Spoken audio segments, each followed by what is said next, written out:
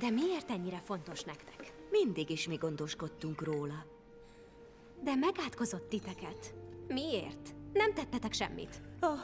Éppen ez a baj, kedvesem.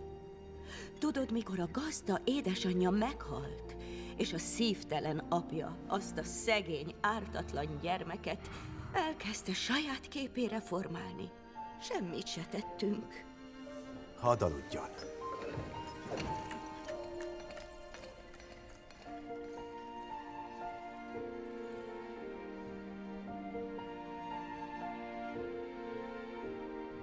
Boldog idő, ugye nem lesz elsiető, szívem még az ég fele nő, soha el nem válunk.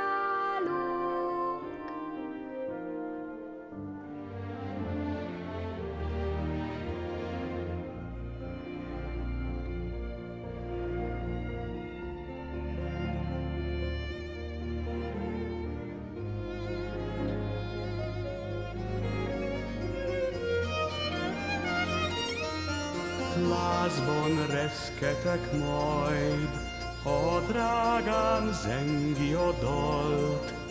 Ölelésünk örökké tart, karom átfog így jó. Jöjj hát, boldog idő, ez az álom oly szédítő. Jó itt, mama! Nem lesz felhő, hazatér a fény. Bús dallam szól, ma a fájó sorsunkról. Az átok illik, tán akad majd, aki neki szólad. Ostól sorsok mennyi bánat, szívükben mégis ott a fény.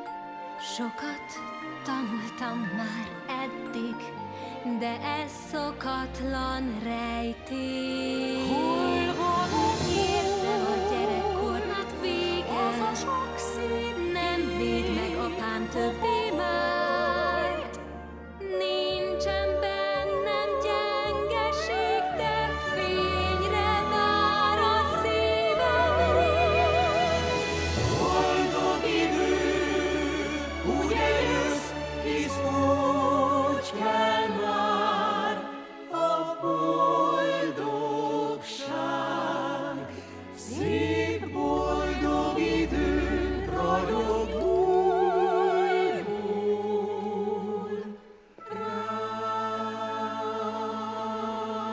ránk. Mi lesz, ha lehull az utolsó szirom? A gazda mindörökké szörnyeteg marad. Mi átváltozunk régiséggé.